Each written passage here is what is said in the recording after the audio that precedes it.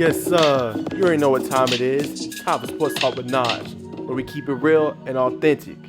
Break down football, basketball, and soccer. So, hey, man, stay tuned. Follow us on the socials, and make sure you tell a friend. Yes, sir. We'll see you on the other side.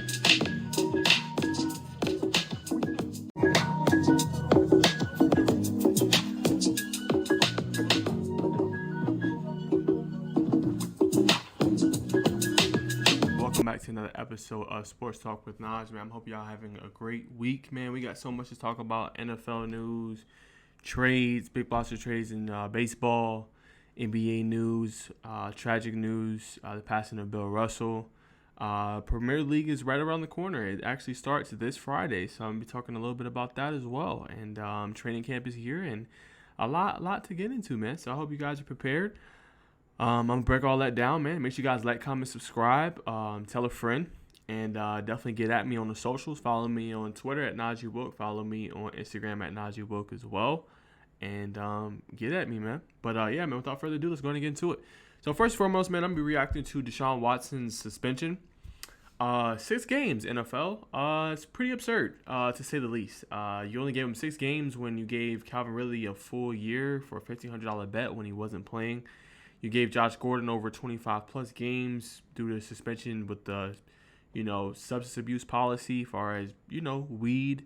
You gave, I think it was Roddy White. I think he got like 8 games for fake pumping crowd noise into it. So, I mean, there's so many examples I can go to. But every time it seems like a woman's involved or something of this magnitude is involved. And of course the cases were settled, but anything that happens similar to this kind of get like a slap on the wrist essentially. So, my hope for the NFL is that they actually try to appeal this decision. They have it to Thursday at 9 p.m.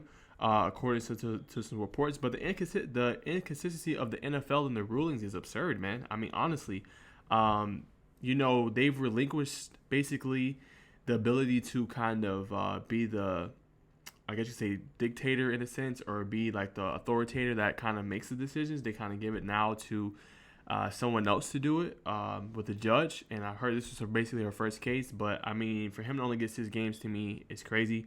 I thought it should at least been up to like 12 games. I think a minimum of 12, maximum of about 18 or about a year's worth.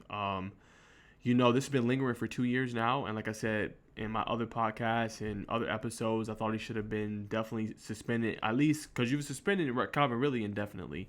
I definitely would have suspended him indefinitely up until we know what's going on with these cases. They've been settled now, but I thought 6 was being very lenient to me.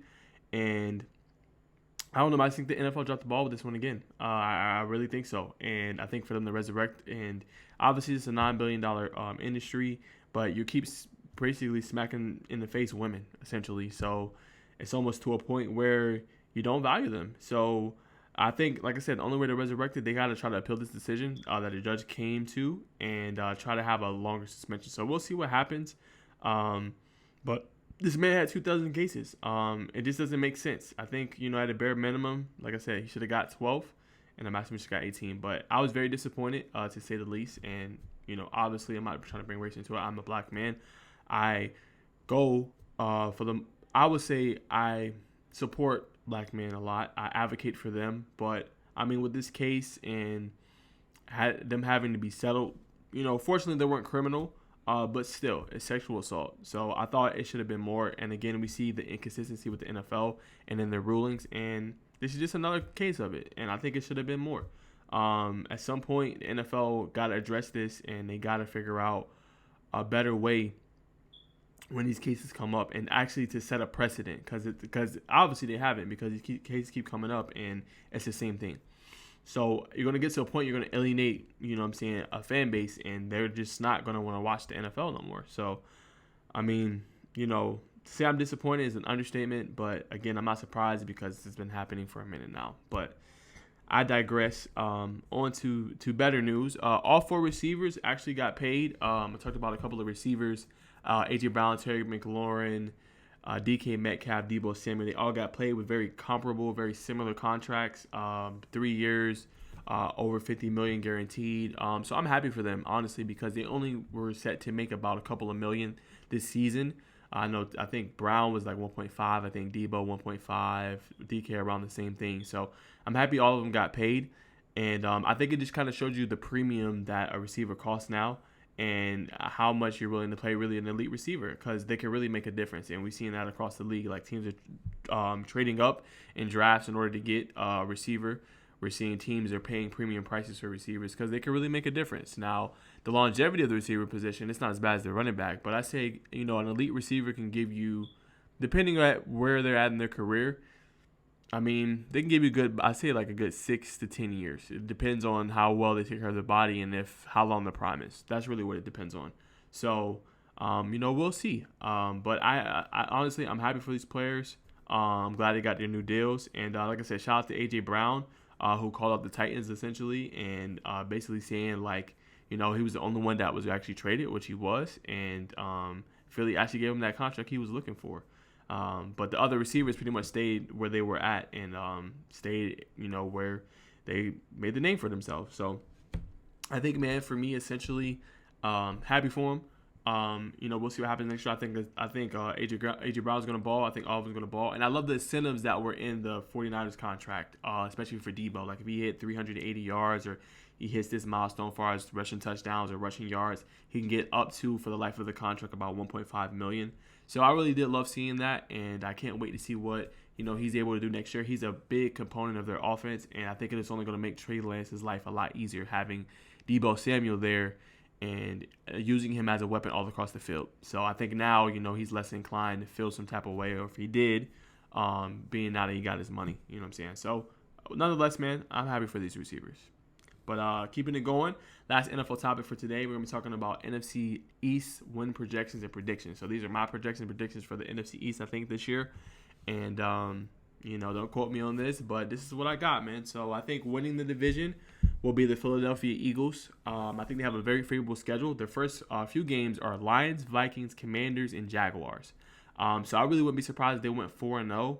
In their first couple of games, and then their schedule starts to kind of ramp up after that with matchup against the Cardinals, Cowboys, and Steelers. So that's going to really be the test, I think, for Philly, kind of almost getting close to that midway point. Not quite there yet because only 7 games is a total of, I think, 17. So you're getting really close, but not quite there yet. So that's what I think you're going to be to know whether Philly is for real or not. But I like the roster. I like who they have on their team. I like the additions they made in the offseason. I think this is a team that's going to be really good, be one to reckon with. I think Jalen Hurts is going to take a big step next year, especially with some of the weapons they added. And I think the defense is going to be good. They're going to complement the offense very well. I think they're going to have a lot of short fields. They're going to have a lot of turnovers, forced fumbles, interceptions. They're going to force a lot of turnovers next year. That's my prediction for them. The additions of James Bradbury, Nakobe Dean, Jordan Davis, I think is going to speak volumes. The defense is going to play at a very high level, I think. And I'm going to say this, and I think they're going to win about 11 to 12 games next year. But I'm going to go with my gut. I'm going to say they have a Dallas Cowboys season, kind of like they had last year. They were 12-5. I think Philly's going to have a 12-5 season. Again, very favorable schedule. A couple bumps here in the road, but I think for the most part, Philly's going to prevail. And I think they will pull out some games. And I got them winning the division. And as far as the playoffs goes, we'll see who they play. But I think I can see them making a little run. But, we'll see what happens. But I got them going 12-5 next year. Now, as far as the Cowboys, fortunately, I do have them finishing second. I got the Cowboys making the playoffs at a 10-7 record, in my opinion. I think their first 6 games are going to be very tough. I got them going 2-4. Why I got them going 2-4? They have tough games against Buccaneers, Bengals, Rams, and Eagles. And they have a couple other games in there. But the first 2 games, I don't think they're going to win against the Buccaneers and Bengals. Then they got a couple of games kind of sprinkled in there. Some winnable games, and then they got some games against the Rams and Eagles. So I think the Cowboys go 2-4. I think they're going to have a tough start. I think they'll start to ratchet it up around mid-season when their schedule kind of lightens down a little bit. And I think it'll be just enough to make the playoffs. I think the loss of Amari Cooper will loom large, in my opinion, because outside of CeeDee Lamb and now you can say Michael Gallup, who is recovering from injury, who else do they really have? I mean, I like their tight end in Dalton Schultz. He's going to be another weapon for that offense. I think he's going to have a good year this year, but you really need Zeke to get back to himself. He had a down year last year. We'll see what happens with Tony Pollard. But lately Zeke has kind of disappointed, honestly. And, he got to have a bench this year.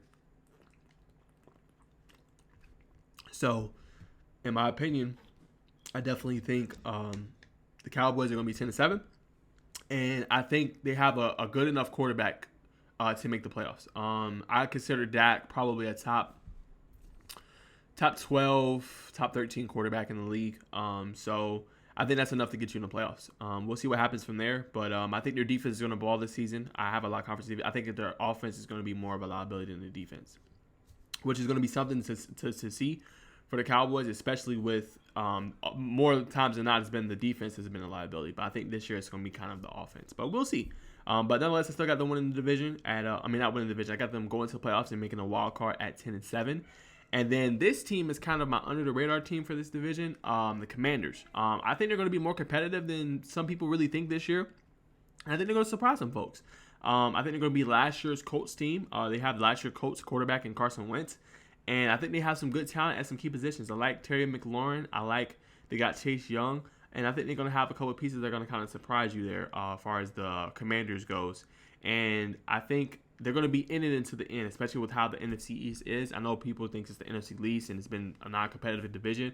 But I think this year is going to be more competitive than people think. I think this is going to be an NFC East rebound year. And I think the Commanders are going to be in the mix with that. So what I really think is going to happen, I think it's going to come down to the end of the season. They're going to play the Cowboys the last game of the season. And I think that's going to be for a playoff spot. Playoff spot's going to be on the line. And as far as it's going to be the quarterback that kind of differentiates. And I believe more in Dak than I really believe in Carson Wentz.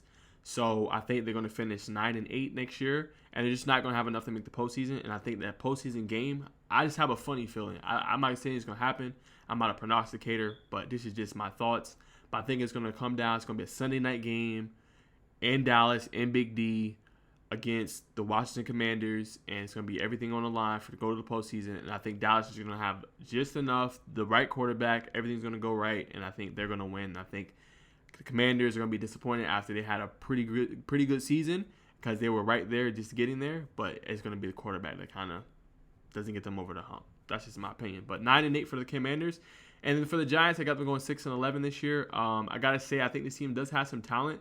The question is if they can stay healthy. And the biggest question, again, is the quarterback position. What about Daniel Jones? So I really think it's a make it or break a year for the Giants with him. I think if they don't make some noise or potentially even try to vie or contend for a playoff spot, I think he's gone. If they have one of those seasons where they only win a couple of games, I think this is a perfect draft coming up, 2023, to land a quarterback prospect. I think there'll be a lot of good quarterbacks in this draft. Top two are going to be great. If you can't land top two, I think a third is going to kind of sleep in and kind of come in there. And overall, I think they'll be competitive. I really like Kadarius Toney. I think he's going to be one of those elite receivers. I'm definitely going to be drafting him on my fantasy team this year. And I just think overall the Giants have talent. It's just staying healthy. And I like the picks they have. I like Evan Neal, and I like Kayvon Thibodeau. I think they're going to really contribute to this team. I just don't think it's going to be enough, to really make that noise. I think they're going to have some question marks at certain positions, and that's going to kind of hold them back. So that's what I got for the Giants, 6-11, and I think that's going to be their record.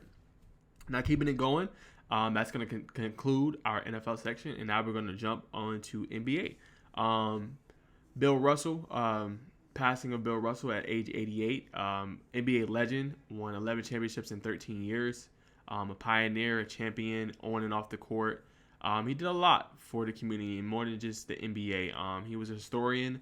I think he was a phenomenal player. He dealt with a lot, racism, discrimination, a lot of things at that age and time. And, he didn't let that affect him, and he still authored change. He allowed for desegregation of schools. He did a lot. And I just want to say that he's inspired a lot of players. He's inspired a lot of people. And I definitely think they should retire his number. The NBA should. The number 6. They did name the Finals MVP trophy after him. But I think he's just a legend, and I think they should do right by him. And I think they should retire his number. And, he was just monumental on what he did, man. And he inspired a lot of kids and a lot of players for decades and generations. And I think that's the best way to honor him is to retire his number. And, I didn't know him personally, but I watched some of his highlights and, hearing what some of the players had to say about him, you could really see the impact he had. So, man, just tough news. And I'm going to take a quick moment of silence for him and just to kind of honor his life, man. And, what he meant to the NBA and what he meant to, black people and colored people around the world and what he really meant to the NBA world and what he meant to the world in general. So, quick moment of silence.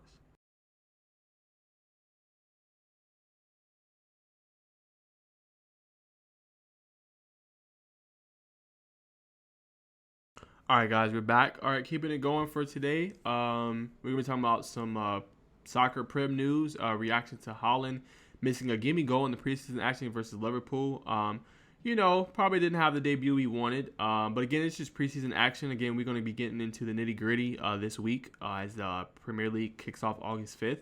But I do think he will have a good season. But he's goalless right now for Cesar. But again, it's preseason. It's not a really big deal. I think overall he would get at least one goal about 2 to 3 games in.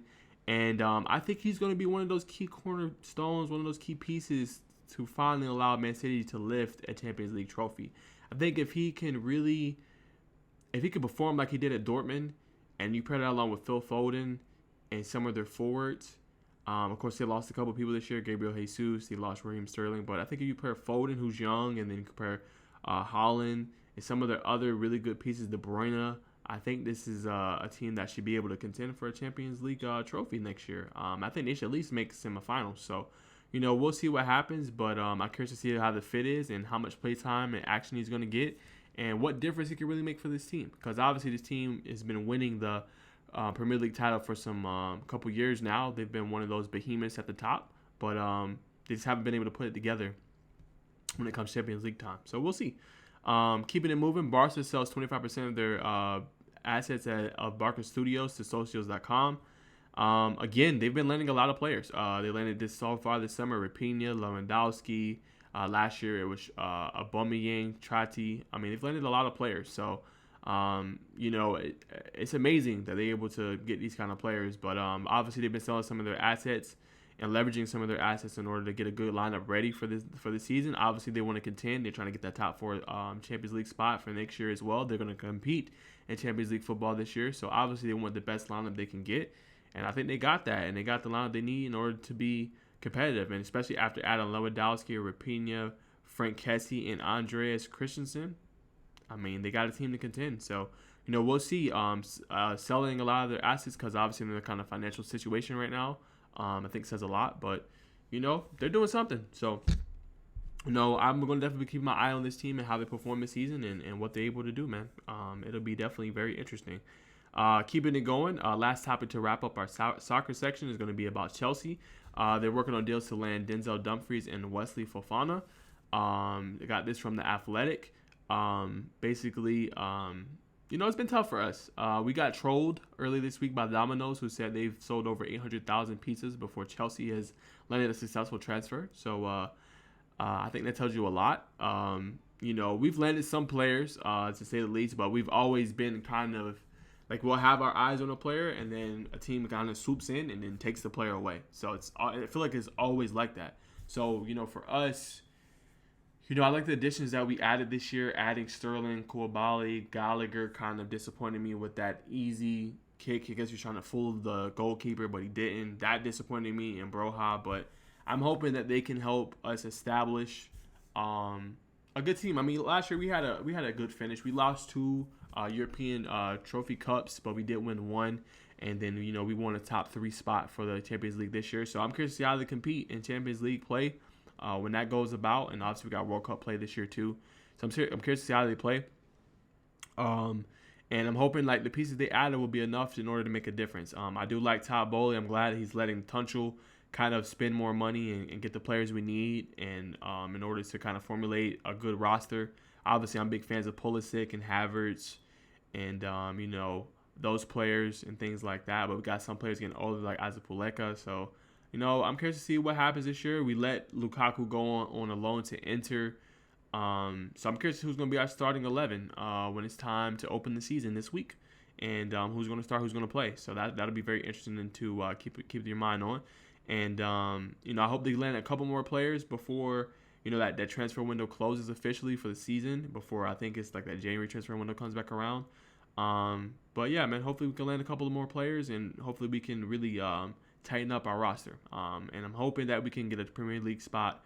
Or Champions League spot next year. And I'm hoping that we could be competitive this year. And last year was crazy because we could have beat Real Madrid last season, and we were doing really well, and I thought we were going to win, and we were up on the second leg, but we couldn't pull it out. So we'll see this year though. But I'm confident in my team.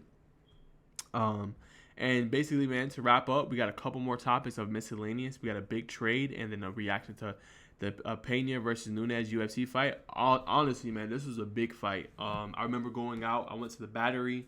I was going to the bar, PBR Atlanta. It was a lot of fun, man. I'm not going to lie. Definitely a lot of fun. I thought it was a great fight. I got in about third round. I went the distance. Obviously, Nunez won. Nunez won. But the crowd, man, was hyped. Like, everybody was into it. It was some good yelling. It was just a good vibe, honestly. It was a good vibe. I enjoyed myself, and it was a great fight. And obviously, Nunez won by unanimous decision. She had 3 knockdowns on her opponent. She landed about 6 out of 8 of her takedowns. She landed 62% of her strikes, 55% of her significant strikes as well. And, you had some people on social media clamoring for a trilogy. So, we'll see. I would say I commend the UFC for having a great fight. The last couple of fights I've watched have kind of been disappointing, but this one was not. I love the action. I love that this was the main event. And just for as many people to be into it as it was, and this is no discrimination, but the main event was 2 women. So just to see that many people into it kind of shows you how many people love like fights, and it doesn't matter who's fighting, women, men, whatever. So obviously the UFC has some kind of they can garner a lot of attention and people and eyes onto their fights. So they just have to do better with landing the premier fights. I think this was one of them, and it was very hype, and all the fans and audience loved it. So UFC just got to continue doing their thing.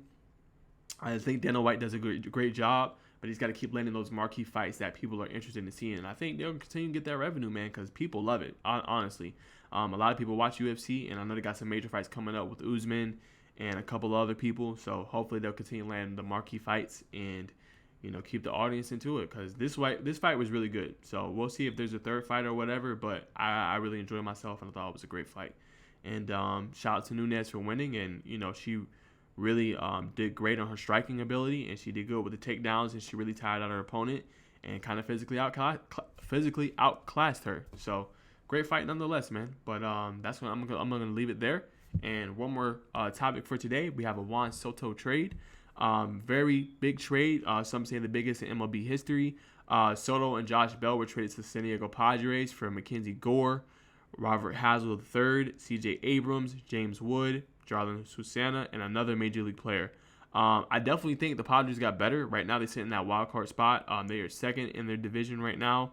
And their top 4 is going to be something special. If you look in September, potentially their lineup of having potentially Fernando Tatis, Juan Soto, Manny Machado, and Josh Bell, that's a lethal lineup come playoff time. So I think they definitely got a lot better.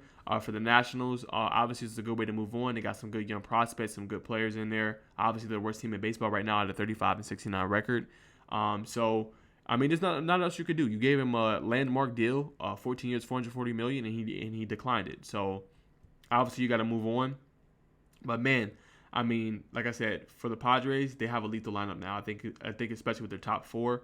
And, Soto has been tearing up the league, man, ever since he's been 19. He's been slashing at .291, .426, .537 with 119 home runs, 358 RBIs, and then 464 walks and, 414 strikeouts. But what's really crazy, though, for the Nationals is their whole 2019 team is essentially gone that won the World Series. No Trey Turner, no Max Scherzer, no Bryce Harper, no Anthony Rendon, and now no Juan Soto. So now they're basically in the position where they're going to have to rebuild and basically going to have to go start from nowhere and grind it back up and rebuild a core team. So we'll see what they're able to do with the prospects and the young players that are going to come into the league and see if they can help them make a difference. But obviously, it's time to move on, trade your asset, hope to land a couple younger prospects, and just allow them to move on and go win. Obviously, they're in the dumps right now, but hopefully they'll figure out their ownership situation and they'll figure out everything going on with them.